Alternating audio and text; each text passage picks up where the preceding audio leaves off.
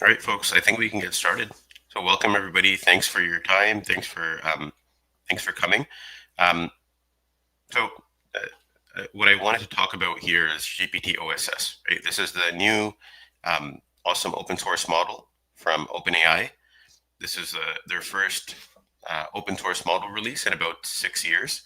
Um, and so I wanted to dive into everything. How is the architecture different? What's new about it? What's old? How does it compare to the other open source models?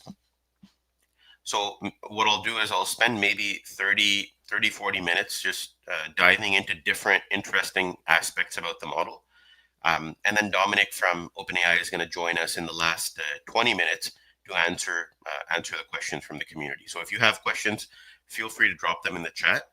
And I have some of these questions that we've collected from people that signed up for the webinar as well.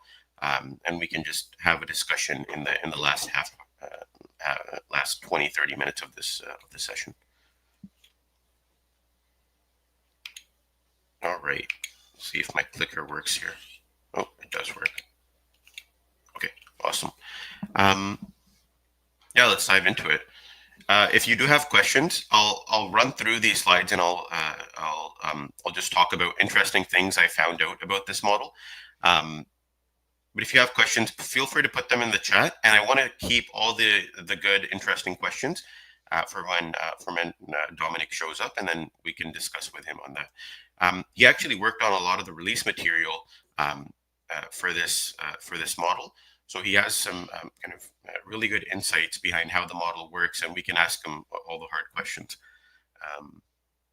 Yeah, there's one question already. Can you post the slides? Yeah, I'll make all the slides available later on. And I'll also share resources that I use to create the slides as well. So all the sources will be at the bottom. Just a quick intro about myself. I work on the DevRel team. I trained as an engineer, and then I got into machine learning. And I'm very passionate about AI. I've been working in it for a while, and I'm also passionate about education. So that's my LinkedIn QR code ID, whatever. If you have questions later on, feel free to connect with me and shoot me a message. I'm pretty active on there, so I'll respond and we can grab a coffee or virtual chat or something like that. Awesome. So here's a breakdown of what we'll do. I just wanted to give like a simplified overview of what GPT-OSS is, why it's awesome. I want to talk about the architecture and how it fares versus other models on evals. Then I want to go into how it's different. What's special about this model that a lot of the other open source models don't have? What's unique about it? What can we learn about it, its training process, and all of the other cool stuff behind it that we don't have in other models? And then what I want to focus in on is, as developers, how do we use GPT-OSS to its full capabilities? So there we'll dive into its chat format, how it formats responses back out to you. We'll talk about using GPT-OSS as the core to your agentic application. So there we'll just talk about tool calling and function calling and how this model was trained to do that. And then the other cool thing that we'll talk about here is specifically fine-tuning GPT-OSS.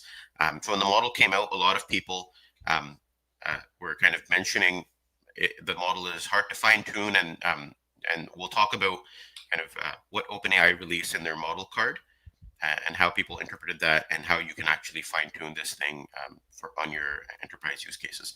And then Dominik's going to join. We're going to have a Q&A session with him. All right. So I work for a company called Together AI. And Together AI is an AI acceleration platform. It's basically a cloud for generative AI. One of the best things I like about working at this company is that you've got some of the pioneers of open source language models that founded and work at this company, right? So I get the opportunity to learn from these people, which is awesome.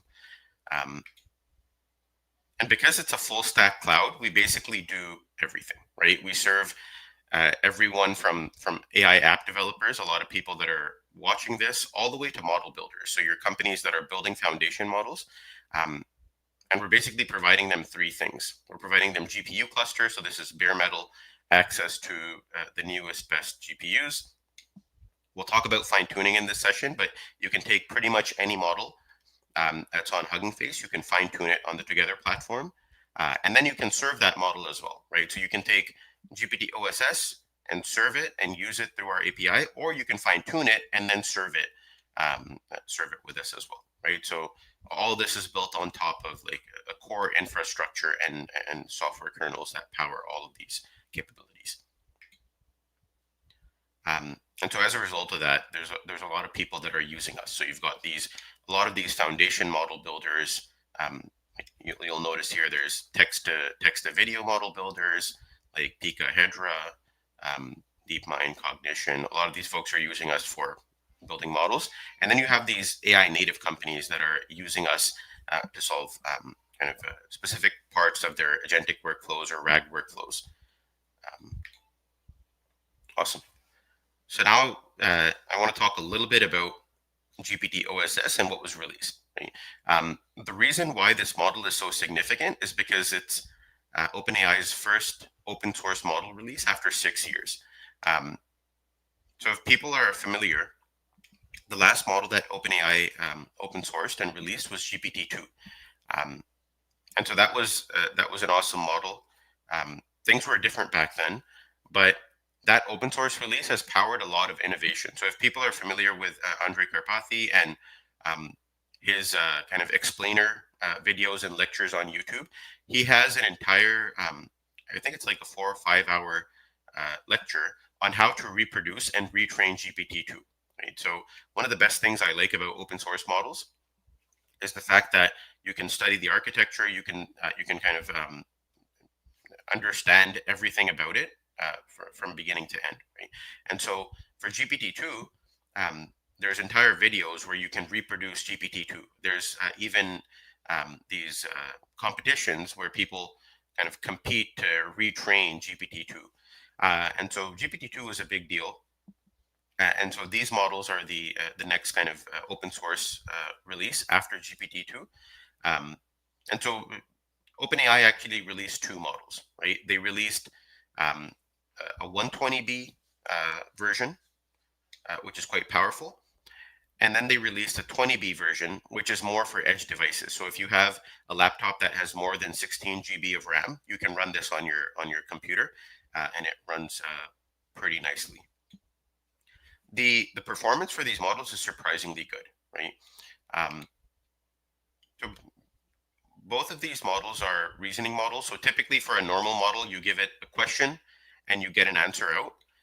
These models are not like that. These models are different, right? These models, you give it a question and then you get kind of these thinking tokens and you get the answer tokens from these models. Right? And so both of these models are reasoning models. And we'll talk about how the thinking for these models is a little bit different than something like a Quen thinking model or a DeepSeek thinking model when we get into those details.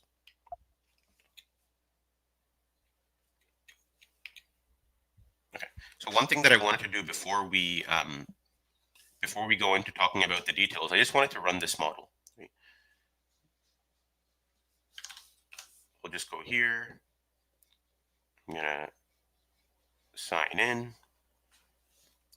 and then if I go to chat, let's go here. This is the default model here, but you can modify it. You can choose the 20B model as well. But I just wanted to show you how this model behaves. So here, if we do, so if you give it a very simple question,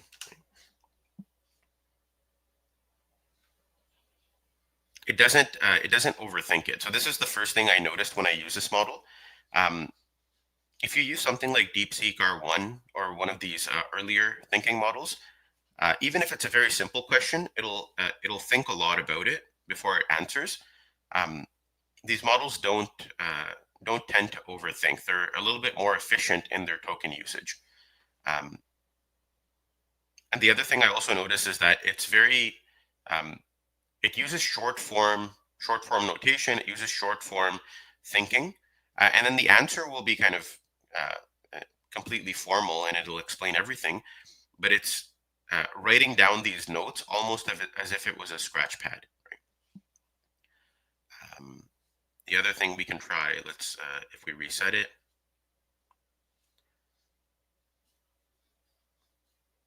and let me also open up Together Chat here. So if you try it on chat.together, you'll also notice a difference, but let's see here. Let's do, oh, I can go to our docs and show you. So if I take this,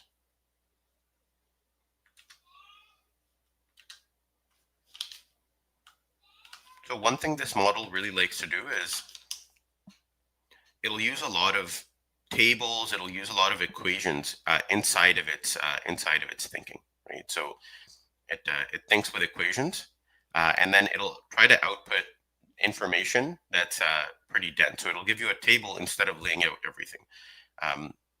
So that's what I first noticed about it. And then when I read the model card, they also talk about how this model behaves a lot like their closed source models. And so you'll notice some of the similarities when you use something like ChatGPT versus when you use this model. That's because a lot of the post training that those models went through, this model also went through as well, and they mentioned that in their card. So if you guys want to try out play with the model, go ahead and you can use the playground here where you can modify the system prompt. You can play around with the sampling parameters over here as well. If you just want to use like a chat type interface, then go ahead. You can use Together Chat.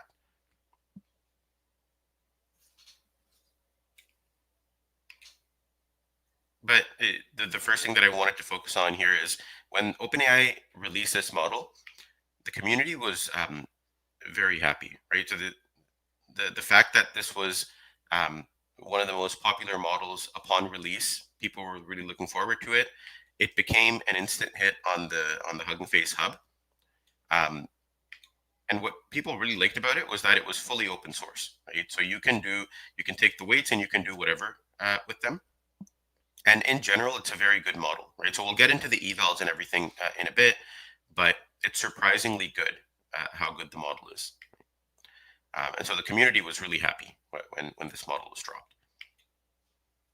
Why was the community happy? I wanted to dive a little bit into some of these benchmarks and what we saw, right? So the 120B variant of this model is on the level of O4 Mini, which is a very, very, very good model. It's a proprietary, very good model. So the reasoning is on the level of O4 Mini, but not even that. The knowledge and the general knowledge information for this model is on the level of O4 Mini as well, right? So if you look at GPQA Diamond, which is a PhD level kind of knowledge intensive benchmark, it performs on the level of O4 Mini, and it's also very efficient. We'll talk about the quantization, but it fits on a single 80 GB GPU, and it inferences really quickly. So because this is a mixture of expert model, it's a 120B model, but for every single token that you get out of it, only 5 billion of those 120B model parameters are activated. So it inferences like a 5B model, and it's very quick because of that, right? So when you use it on Together Chat or when you use it on the playground, that's the reason why it's so fast, even though it's a 120B, is because you only activate 5B of those parameters. And the 20B model is on the level of O3 Mini in terms of reasoning, and its performance on knowledge tasks like GPQA Diamond is also very respectable. Right? And the best thing about this model is that it can run on your laptop. Right? Awesome. So there's more evals here to kind of compare O3 Mini with 120B and 20B. The big highlight when I was reading through the card was the kind of the focus on agentic application. So for each eval, they talked about with tools and then without tools, right? And so that was pretty interesting. And that's because the model was trained to use tools. And we'll talk about how that's different from a lot of the other open source models that we typically use. And so because they were focusing on agents, they released a lot of benchmarks kind of proving how good the model is in a lot of these benchmarks. So you've got performance on function calling benchmarks, which is the core of agents. You've also got performance on coding benchmarks, and the model was trained to code in between its thinking process, right? So you've got kind of performance with tools and then without tools. And if you allow it to use those internal tools, it of course performs a lot better. Okay, so now what I wanted to do, maybe in the next 15 minutes here, is just get into the details. So they released a really detailed model card, and I want to talk about kind of a little bit about the architecture, how it's similar to the other open source models, how it's different. I want to talk about the pre-training for this model, the post-training for this model, and there's some really kind of interesting things over here that I wanted to focus on as well. So the pre-training, which is just this next token prediction on internet level data, was done to optimize kind of STEM, coding, and general knowledge. The other thing that they mention in the model card is that they filtered out a lot of harmful content from pre-training. So it's not just a scrape of the internet that this was trained on. This is kind of a filtered scrape where all the harmful content is removed. And this is so that the model can't be used. It just doesn't know about these harmful categories, and so it can't be used for downstream tasks in those categories. The other really interesting thing that they published in the model card is information on how long this model took to train and what resources was used for this model to train. Right? So they mentioned that 120B was trained on 2.1 million H100 hours, and then 20B was trained on about 200K hours, about 10x less than this. So one thing that the community did instantly after the model was released was ask, how much did it take to train this model? And so if we do a little bit of napkin math here, if you look at how much an H100 costs, it costs about $2.65 $2.65 an hour. So if I do, let's see,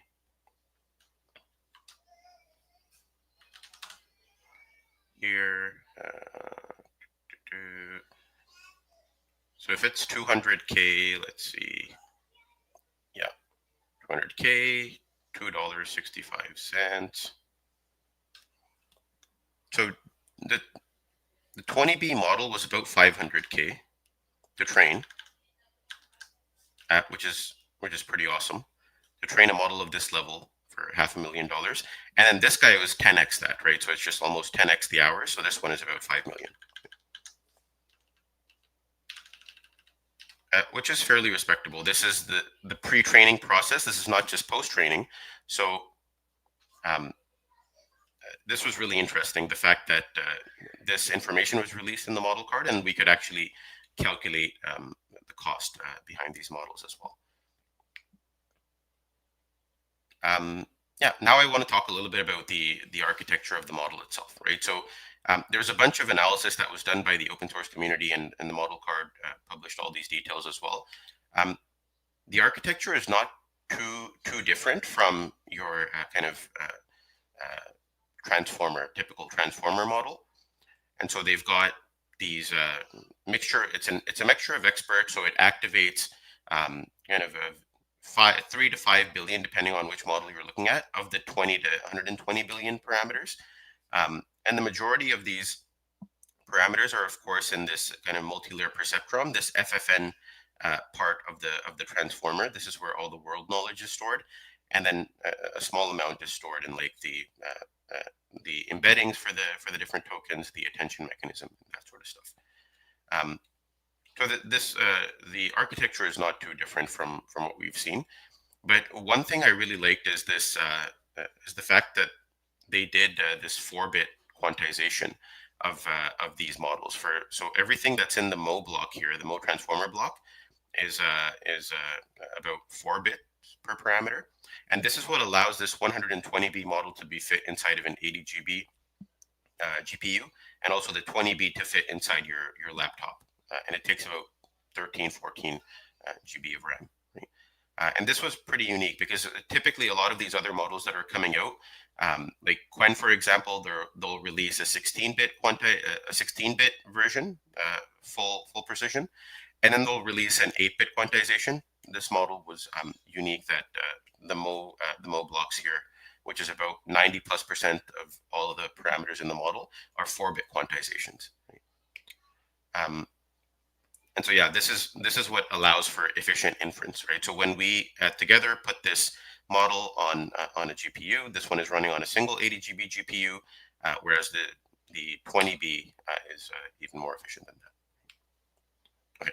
For people that want to do a deep dive on the actual architecture, Sebastian Rasha has a really good blog that he put out where he goes into the details for the 20B and the 120B, and so people can look at that. The one thing that I wanted to touch on here is how the architecture for GPT-OSS compares to other open source models. So something like a Quen 30B, 3B active. Right? So when I was looking at these two architectures, the one thing I noticed was that, first of all, this is a 20B and this is a 30B, so it's not apples to apples. But one thing I noticed was that GPT-OSS has a much wider architecture. And what that means is you've only got 24 of these transformer blocks, so it's not a very deep neural network compared to Quen, which has 48 of these blocks, so it's twice as deep. But if you look at the dimensions of the layers here, it's a lot. These are a lot higher, right? So this is about 2,900 versus 2,000, and also the your projection size here is 2,900 versus 700. Right? And so it's a lot wider than it is deeper. And so different models have different advantages. Deeper models are typically harder to train because you get all sorts of training issues due to exploding or vanishing gradients because it's just a deeper network. Whereas wider architectures are a little bit faster to inference because you can parallelize the computation and you don't have to kind of wait for the next block. The nth block doesn't have to wait for the n-1 block to process and give it the outputs, right? So it's interesting to see how different labs take different approaches to their architecture and where they're finding success. Okay, now I want to get into some of the really interesting parts, and so I'll quickly run through this in the next 15 minutes, and then we can get into Q&A. But some of the things that I found interesting is the chat format. The agentic tool use that this model was trained to do. So they mentioned that this model was trained with reinforcement learning on the COD tokens. We'll talk about the reasoning effort as well, and then a little bit on the adversarial fine-tuning that they mentioned in their model card, but then they also released a separate paper about this specifically. The first thing that you notice when you use this model as a developer is that it doesn't have the typical chat format, right? It has a lot more of these different roles. So the system message, not to be confused with a system prompt, is essentially metadata and instructions that you want to give to the model, right? So this is where you specify the reasoning effort, where you specify information like knowledge cutoff and what built-in tools the model has access to. The developer message is the system prompt, right? So these are high-level instructions, what functions and tools the model has available to access. The user message is more the input to the model. This is the question that the user is asking. And then so all of these go into the model, and then the model can output these assistant messages, right? And these assistant messages can be tool calls, or they can actually be kind of token outputs, chat outputs the model is using. And these typically go in multiple turns. So it's not just outputting once, because it's a reasoning model. It'll output the reasoning tokens, and then it'll output maybe a tool call, and then it'll output a final answer. All these illustrations are by Jay Alamore, by the way. He broke down the Harmony chat prompt. The really cool thing about this Harmony chat format is that it gives us a look into the instruction hierarchy. This was a paper that was published about 1.5 years ago by OpenAI, and they talked about how if you want to give the models instructions on different levels, and the Harmony format kind of gives us an idea of how this is implemented. Right? Any information or any instructions you give the model in the system message are going to take priority over instructions that are given to the model anywhere below it. Right? So if I tell the model not to output any harmful content in the system message or the developer message, but then the user tries to extract harmful content from the model, because my message and the system message and the developer message takes priority, it's further up the information hierarchy, the model is less likely to output that harmful material. Right? So we got to look into how this information hierarchy was trained into the model. Right? And so the hierarchy is as follows. Anything that's in the system message takes priority over the developer, user, assistant, and then tool messages. Right? So it goes down the information hierarchy as follows. And this was actually detailed in a paper, but this is the first open source implementation of that was mentioned. The other interesting thing about this is that when the model outputs something, it assigns roles to the different outputs that it gives you. So there's a really nice cookbook that Dominik put together here that you can read through. But essentially what these roles allow you to do is identify the intent behind what the output of the model was.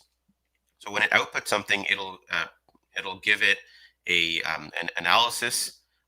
It'll pass it through. It'll say that this is from the analysis channel, the commentary channel, or the final channel. And the idea here is that the analysis are more chain of thought, reasoning tokens, with a little bit of tool calling built into it. The commentary is more for external function calling. And then the final message is just the final answer output. This is interesting because typically for models like R1 or something like that, you'll have the reasoning, that the stuff that's between the thinking tags, and then you'll have the final model. You won't have these tool calls that are part of the reasoning chains as well, right? So that was unique about this model.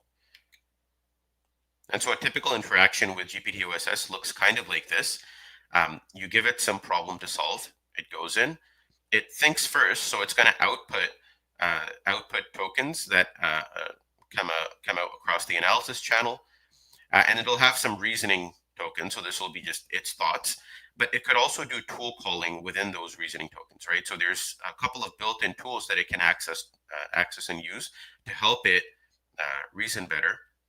And then it might decide, I want to use a user-defined function, and so now it outputs that tool call across the commentary channel. And then once it's done that, then it'll output the final answer across the final channel. And so what I wanted to do is just spend a little bit of time talking about this tool calling within the reasoning, because I've never seen a model do this tool calling within reasoning. And we were talking about this with other models like R1 or Quen or even the GLM models. If you ask them to solve a really hard problem, they'll and the easy way to solve it is to use a tool. They'll try to solve the problem entirely in its thinking process, and then they'll try to use the tool, right? And that's because they can't use tools in their thinking process, but this model can use tools in its thinking process, right? So if you give it a hard task, it has the ability to do tool calling, especially for these two built-in tools. So the browsing tool allows it to call these search APIs, which allow it to interact with the web. And these are there to kind of bolster its knowledge and access to the internet and real-time knowledge. And then it also has the ability to code during its reasoning process. Right? So it has access to almost like a Jupyter notebook environment where it can write code, look at the execution, and then keep thinking about it. And then the normal tool calls are for your kind of user-defined tools as well. And you can turn this on or off in the system message, the thing that goes at the very beginning as well. The other thing that's interesting about this model is that it has a reasoning effort. Other models, like the Quen hybrid model, you either turned on reasoning or you turned off reasoning. This model, you can actually tell it how hard to think. So you can give it this reasoning effort. By default, it's at medium. And so what this actually does is it just modifies the system message in the prompt, right? So if it's medium over here, it'll go in and then it'll say, can't find it here now. Model knowledge. Oh yeah, right here. Reasoning high or reasoning medium or low, right? So this is where it just modifies it, and then the model will think more or less based on this information. Okay? So depending on what type of application you're building, you might, if you're building like kind of a really snappy agentic application, you might not want it to stall out and think for too long. If you're building a more of a reasoning, math, coding type application, then you want it to get it right, so you can use more of the higher level reasoning effort settings. And so this is how you want to think about the different reasoning efforts, right? So it's just it's a function of how many tokens the model will output. And so if it outputs more tokens, it's more inference time scaling. It has a higher likelihood of getting the right answer. And these are some of the benchmarks that they shared in the release as well. The reasoning effort is directly correlated with how many tokens the model outputs, and so how long the model takes to output those. But the advantage you get for that is better performance. The other thing that I want to talk about is this idea that they touched on, and they released an entirely separate paper on this, which was looking into the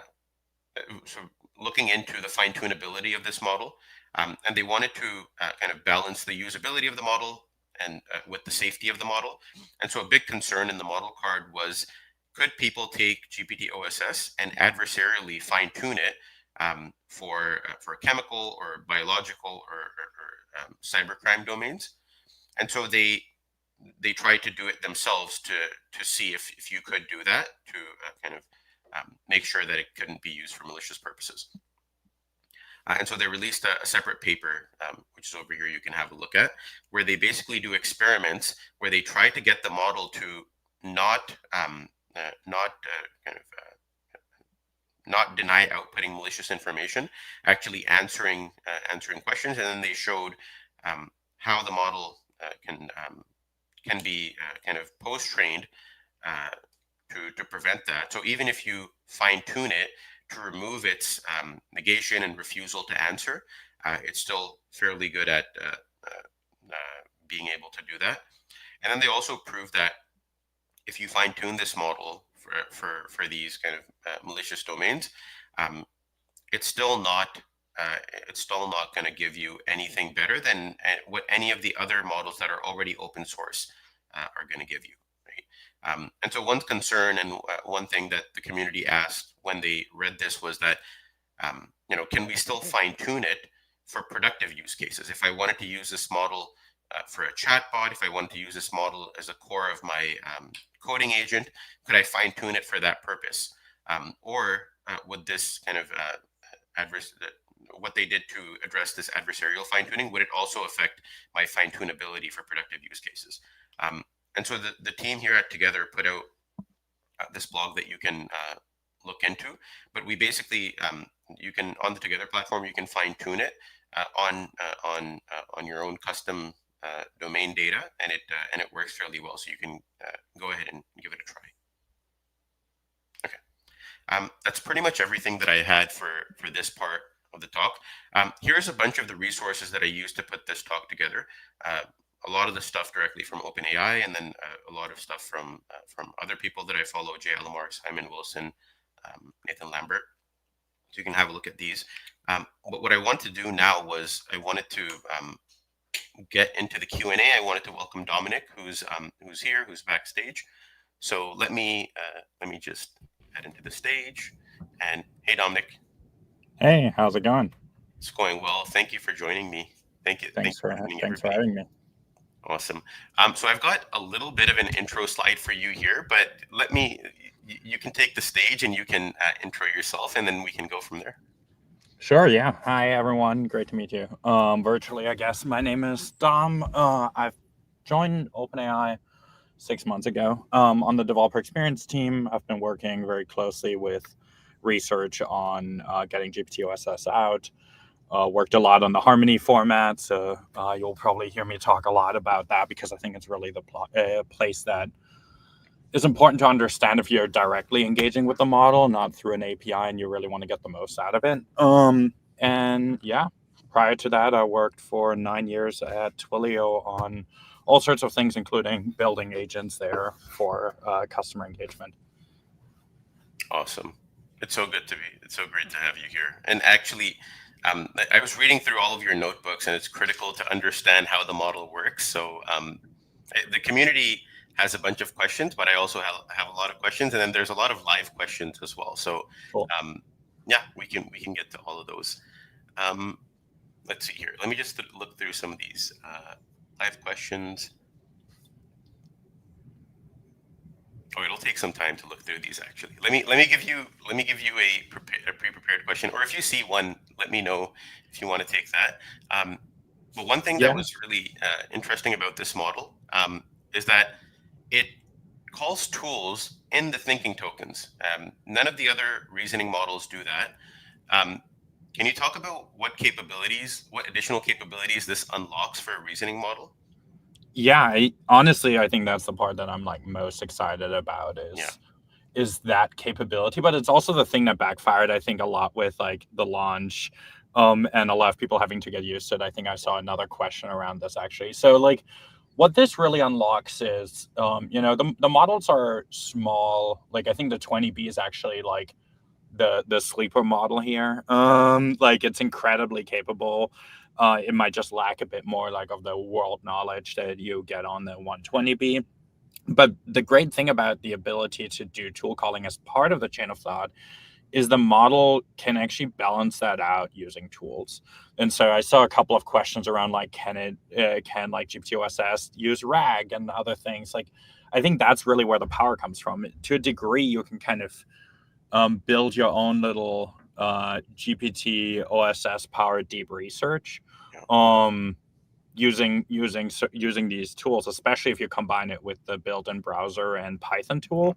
And both of those are unopinionated. So like basically what we just did is we trained it on knowing how to use a tool to browse pages, and that in practice means it has the ability to search for terms, it has the ability to look up pages and then scroll through them. You can hook that up to whatever search engine you want, whether that's like in the cloud one, or if you want to build your own local one. Like you could theoretically, have your entire knowledge base just be accessed through a browser.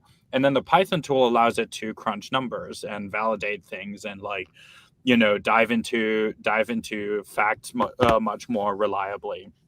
And because it's doing all of that as part of the chain of thought, there's no real back and forth. You're just like kind of letting the model go out, do a bunch of work, and then like it comes back the same way that you might be used to from deep research. Yeah, this is a great point. It's that browser tool. Initially, people were thinking, oh, this is just for searching over the web, but you can just connect it. That is basically a retriever tool, right? You could connect it to your enterprise data. You could connect it to your vector database, whatever you like, and it'll kind of search for information as it needs it through the thinking process. Yeah, if we open source like an example one, and it uses the XI API under the hood, but I recommend playing around with that and like looking into the source code, because it's like almost infuriating how simple it works. Like it's realistically just like a 3 function calls that it's specialized on. One is a search, and then it returns this like line-based window. So it doesn't put like the whole HTML or text into the context window. It like gives the model the ability to pick like, oh, I want to see these 20 lines of the document. Now move me to these 20 lines of the document. And so it's like it's fairly easy to adapt that to whatever data source you want. Yeah. So it's almost retrieving from the database as it feels is needed through the reasoning process. But one question I had about this from a developer perspective is typically when you implement function calling for a lot of these previous models, the model asks you to call a tool, you call the tool and you give it the response. This one is not like that, right? Because when it's automatically calling the tool, feeding the response back in. So in the chain of thought, it's doing that, and then for a lot of these external tools, it's outputting the output through a different channel. Right? You have the normal tool calling, but what you're specifically talking about is that internal monologue and tool calling in that monologue, right? Yeah, and I think one of the things that is interesting and sort of why I was saying to a degree people were shooting themselves in the foot here is like if you track back some of the things that OpenAI has done in the last couple of year maybe, one of the big things we launched was the responses API. Yeah. And if you're actually looking at the responses API and you look at Harmony, you actually see a lot of parallels, and you hopefully understand more why we've done it and why we moved to responses, because now you're getting to the point where if the browser tool and the like Python tool and any other built-in tool, like we didn't train it on other, but theoretically you can create additional namespaces and have sort of your own additional hidden tools. Yeah. The responses API is much more suitable because now you can actually return a list of outputs where like the model has a chain of thought, it did a built-in tool, it did like MCP calling, it did like all of these different things, and then it ultimately got to here's the output message. That's something that chat completions does not support. Yeah.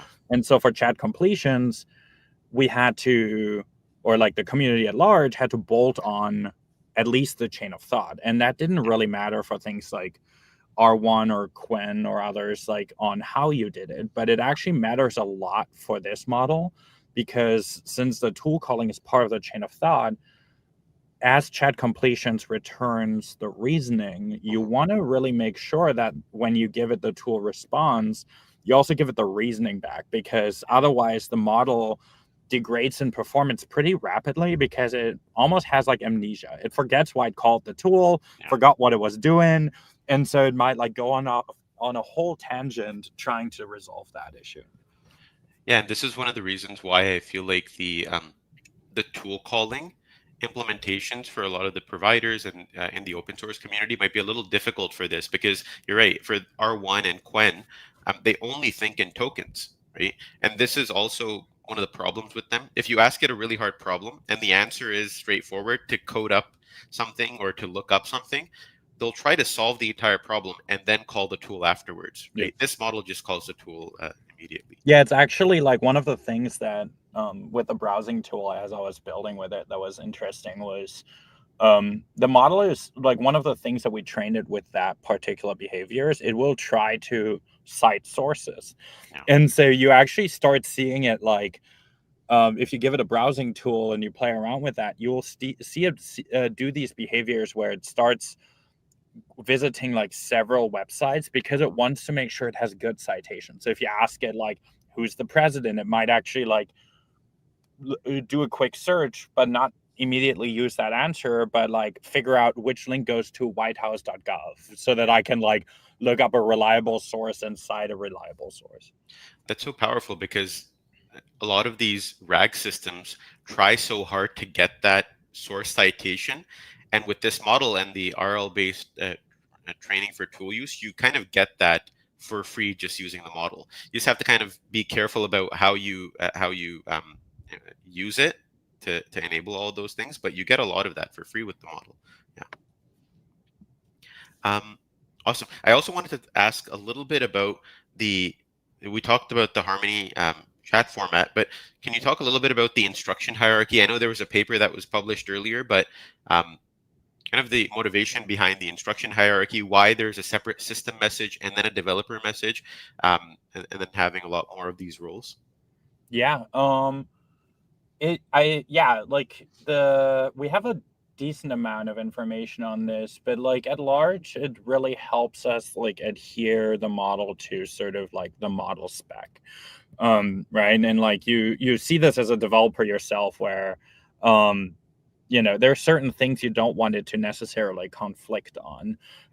Right. Like you don't like the reasoning is one of them where like you want the model to be very clear, but also there's like a lot of like safety aspects as you're deploying things where let's say, you're exposing an API on the together side and you want to make sure that like certain things, like you build in your own version of a browsing tool and it's slightly different. Like you don't want someone to just like hack the like instruction, like this the what is traditionally the system prompt, and like mess around with this. But it goes further where like I think the bigger part is less the wiser system and a developer message, Mhm. but much more like the additional hierarchy between, like, for example, tool messages and users and assistants, where like you don't necessarily, if I tell the model to do something, Mhm. you don't want a tool to be able to override those instructions through like the output having like prompt injections, for example, Yeah. in it. And so training the model to follow this instruction hierarchy is very important to help have the model behave more as expected. Yeah, that's one of the things that stood out to me as well, reading through the safety paper that was that came out on launch day, where you guys actually tried to fine tune it to answer kind of dangerous questions, illegal questions, and then you saw how well you could kind of tune out the user instruction using the system message. So that kind of stood out to me, and I haven't really seen that done for a lot of these other models because you don't have that many levers to pull, right? You've got the system prompt and then you've Yeah. got the user prompt as well. Awesome. Are there any other questions that you're seeing in the chat that you'd like to take as well? Let's see. Let's take a look. So like one, I can answer the question around like the releasing the base non-instruction tune. We don't have any plans right now to like release anything outside of the model, like the versions that we have released. So it's only going to be the ones that are adhering to Yeah. the Harmony format. And we recommend just stick to the Harmony format. There's a lot of things you can get out of that. And it like it's an incredibly versatile Mhm. format. There are some questions around like LoRa fine tuning.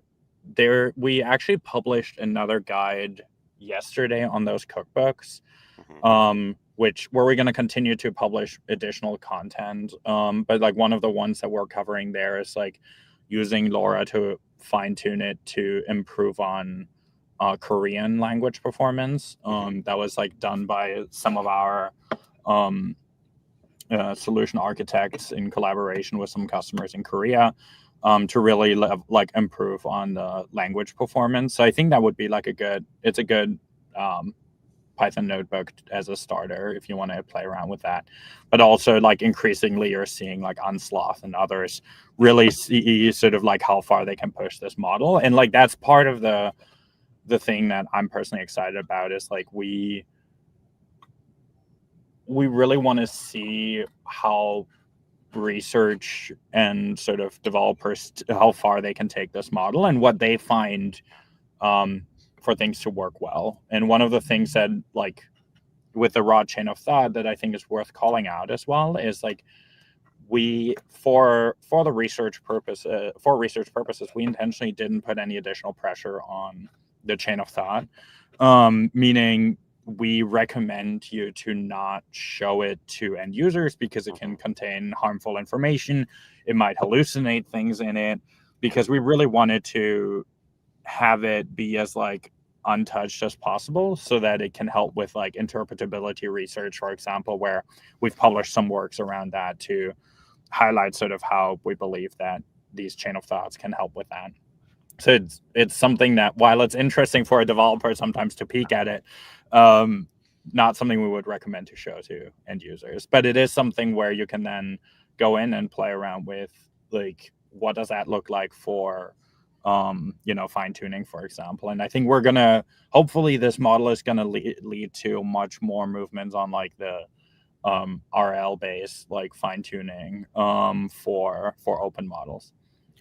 Yeah, and so two thoughts on that. I think we're already seeing some of this now with like the Kimi and the GLMs, which are RL fine-tuned for tool calling.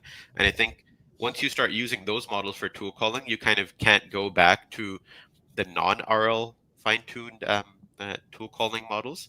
Um, and then the other thing, as you were speaking, just looking through the thinking tokens for this model, I also realized that sometimes this model will take shortcuts. Its grammar won't be correct in the thinking tokens, and that's very unique, right? If you look through the R1 chain of thoughts, they're like very well formatted. Everything is perfect. This one will not be grammatically correct. It'll try to be efficient in those. Um, that was like some a unique thing that I picked out on these chain of thoughts that are not there in other open source models as well. Yeah, and that's why like I would recommend, if you like, there's arguably from a user experience some benefits of like showcasing something, especially if the model is going on for a long time.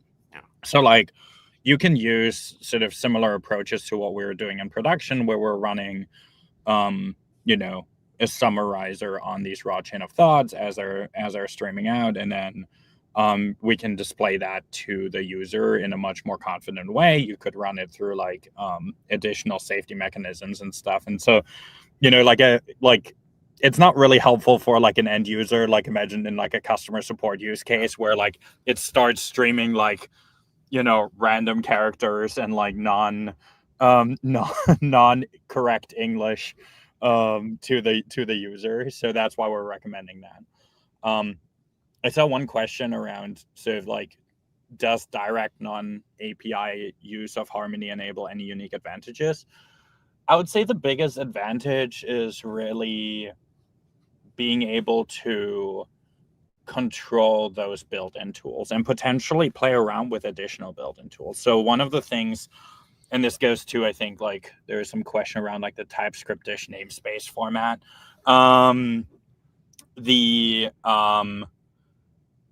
Once you have access to that like system message, not the developer message, realistically, you could introduce additional namespaces. So you could introduce namespaces that are more focused on, you know, like another built-in tool that you might make up and stuff. And like, you know, your mileage might vary. Like I'm not going to say like this works as well as the browsing or the Python tool, but it's a great way for you to experiment with like how far can you take this. For example, like I know some like LM Studio, for example, doesn't have like a Python interpreter, but they have like a Dino one. So like we see something from them around that. But like if you're building your own like sandbox code interpreter, for example, that might be a good option to like tap directly into that. And so like basically for this goes to like the other question around like any tips with respect to like formatting tools. I would really stick to that format in Harmony, and ideally if you can use our Harmony library to render a lot of these tool usages in this like namespace format. Because one of the things I've noticed in my own examples as I was like working on Harmony is like the more you try to deviate from that format, you quickly see a degradation in performance. And so you want to try to stick to that format because that's what it's really used to. And if you're not doing that, then especially if you're not doing any sort of like grammar-based sampling, you're going to quickly run into like the model going off the rails and like trying to call tools that don't exist, for example. Yeah, I feel like that was one of the, I think Nathan Lambert put out a piece around this where he was talking about training Almo for tool calling, and if you do RL-based tool calling, and you don't use it in production, then the model could like hallucinate up these tools. So it's because the model is not being used in the way that it was intended. Yeah. This question is good too, and it gets to what I wanted to ask about as well. This is around using the model in high reasoning effort, and it outputs a lot more tokens. Can you maybe comment? We saw this with R1, where one of its problems is overthinking. Like it'll output a lot of these tokens. When you use GPT-OSS 120B in high, you're getting a lot of these output tokens as well. Can you talk a little bit about when to use what reasoning effort? Like if you're like, how should a developer decide how to use these models? I think it's sort of similar to what we see with like GPT-5 and other reasoning models that we have. Is like I always try to start with medium and then kind of like see where we land with the problems. Like GPT-OSS does a pretty decent job on the token usage compared to some other open models, but it's certainly not the most efficient one. Depending on what style of problems you're solving for, like there isn't sort of like a one size fits all. Like if you don't care about latency, for example, or if you're running your own GPUs, like I would probably go with high. Like if I run it locally, I just run it on high because there isn't necessarily that much that it backfires on. But you can see sort of like if we go back to built-in tool calls, high might not be actually what you want to see. Like where it goes off the rails because it tries to be extra thorough or like overcomplicates a problem. So I would say start with medium and then explore sort of like up and down what works well. Like we wanted to, like one of the things we did try to make sure is like because it's a reasoning only model, low actually has an impressively short chain of thought. But it can also quite significantly dumb down the model in some use cases. So we wanted to have it as a short chain of thought so that you can like use it for like more latency sensitive things. But that's like I would start with medium always, and like I think that's a good middle ground. Yeah, that makes sense. Awesome. Let me see if there's any other questions. We're almost at we are at time here actually. Oh, one thing I guess this question gets to, and this was mentioned in the model card as well. This model has a taste or a feeling that's very similar to a lot of the proprietary models as well. So when I was using it in our chat app or in our playground, it kind of felt very different. And you mentioned this in the model card as well. A lot of the innovations that you use in post-training this GPT-OSS model are very similar to the proprietary models as well. Do you feel like a lot of these innovations that kind of are put out with GPT-OSS, a lot of the other labs are now also going to start to innovate on top of those? And this is kind of the multiplicative effect of open source, where one lab announces a technique and then people will take advantage of it, and the open source community is kind of all the better for it. Yeah, I think the thing that I'm definitely most interested to see sort of like impact the research and lab innovation is I think the Harmony format. And we've seen this even with like some former OpenAI employees like posting on Twitter about like, oh, I'm so excited to see like Harmony be out there finally and stuff. So I think that's really the part that I'm like most interested in seeing sort of how people will take this further and see sort of like what they can do with it. It's a fairly flexible format. Do you think you need to use the responses API to get the full power of Harmony, or can, like, if you stay with the old format, there will always be restrictions. Right? You won't get like the full power of. Yeah, I think we're already seeing this like NVIDIA, Grok, a couple of other labs. I think we've talked about this, but like are starting to like roll out responses APIs to really unleash the power of these type of models, and I think we're going to see more of that. Yeah, awesome. So I want to respect your time. I want to thank you for coming here, taking questions from the community, taking questions from myself. The model is awesome. I've been playing around with it. Yeah, thank you so much. Thanks for having me. All right, have a good one. Yeah, thank you. Thanks, everybody.